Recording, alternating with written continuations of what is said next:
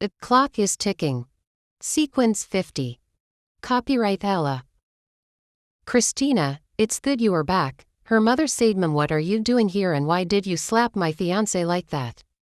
Fiancé. Claire clapped her hands together and laughed. "My sister, this one is not good for you. Oh. What are you talking about? I want you to pack your stuff and leave my house. I am through with this relationship." He said. "Wait, what do you mean by, you are through with this relationship?" She asked. "Let me explain it in a way you will understand easily. I mean, I am breaking up with you. The wedding is off." She gave him a long hard look. "You are joking, right?"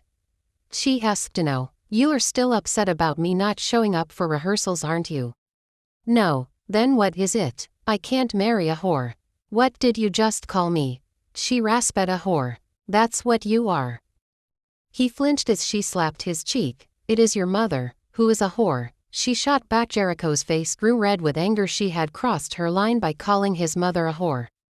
He raised his hand into the air and slapped Chrissy across her face. She fell backwards and hit the wall. Blood came forth from her lips. "You should never lay your filthy hands on me ever again, and the next time you call my mother a whore, you won't live to tell the tale." "Jericho," her mother screamed angrily, "you dare hit my child in my presence?"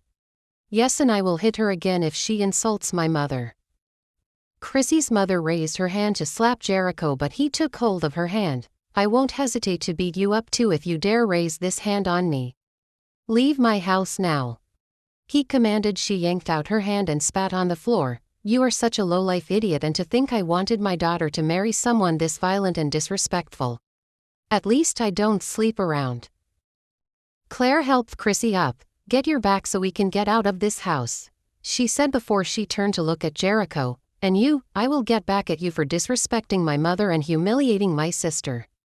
Game on. You guys go ahead, let me grab my suitcase. I will meet you downstairs." "Don't be long," her mother said before they turned and marched out of the house. Jericho left Chrissy standing and went to his room. He was sitting on the edge of the bed with his face bowed to the ground when she walked in. "You just assaulted me in front of my mother and my sister. Who are you? This is not the man I fell in love with. What has gone wrong? Don't come here asking me all these stupid questions. Just pack and leave." "I won't leave until you tell me what's going on. I demand an explanation. You owe me that much. First, you have been sleeping with your sister's ex-boyfriend, Thomas. As if that is not enough, you have been after her boyfriend Chard. Should I continue, or now you remember? Who has been feeding you all these lies?" She feigned shock and surprise. "7 feet. I love you, Chrissy. I believed in you. I thought you were the one. Well, never mind. It was all based on a fantasy. So where did you get all this information from?" "I hired a private investigator, and the things he told me about you, Lord, I must have been blind when I proposed to you." "Don't insult me, Jericho. You disgust me, Chrissy. How could you plot evil against your own blood sister? Maddie isn't my sister, remember?" He remained quiet. Chrissy grabbed her suitcase and opened it on the bed. Then she threw in her stuff and closed it. "You know what?" she began as she stood by door ready to walk out. "What? It's true, I cheated with Thomas. You wanna know why?" "Still, and say will tell you anyway." She laughed. "He is more experienced than you are in so many things. You can never be half the man that he is. And Chard is the man I genuinely love. You are worthless. I only agreed to marry you because that was what my mother wanted, otherwise you don't amuse me at all." She smiled. "To just leave. And now that I am finally going to be with the man I love, you can hang my dear ex-fiancé." She took off her engagement ring and threw it at him before she walked out and hauled the suitcase to the car outside. She took one last look at the house and got into the car. "We can go," she said. Claire drove out of the yard and into the main road. For a few minutes they drove in silence. "I am not going back to Kafui with you guys. You should drop me off in town," she said. Her mother shot her a deadly stare. "Why?" "I still have stuff to do in Lusaka. I just can't leave." "What kind of stuff?" "Just stuff." She shrugged. "So tell me, was any of the stuff that man said true? Have you been sleeping with Thomas?" "Lying to you would be pointless." "So yes, I have sexual relations with Thomas." Christina Munga. How could you? How could I what? This is absurd, Claire said. Why would you even sleep with Thomas? Well, maybe because he knows how to please me in bed.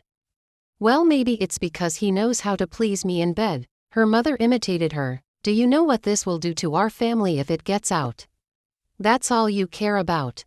What will the public say about this and that? I am sorry, mother, but my happiness comes first.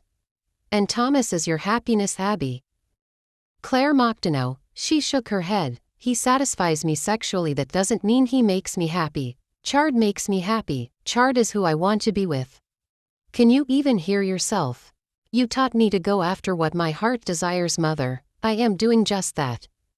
My enemies are going to mock me. First Vanessa left her husband and now you are jumping from one man to the next.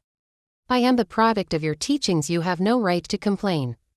This is all you. You have to go back home with me. I can pray and fast for you so that God can have mercy on you. It's not too late, Chrissy. Please, my child. Chrissy laughed out loud. Leave God out of this. I am not going back with you. Just drop me here. And where will you stay? You don't have to worry about that. You are going back with me. I said no, she yelled, startling both her mother and sister. Claire instantly pulled over. Why are you stopping? Her mother asked. Ish wants to stay, let her stay. She isn't a baby. Thank you, Claire. Chrissy smiled, getting out of the car.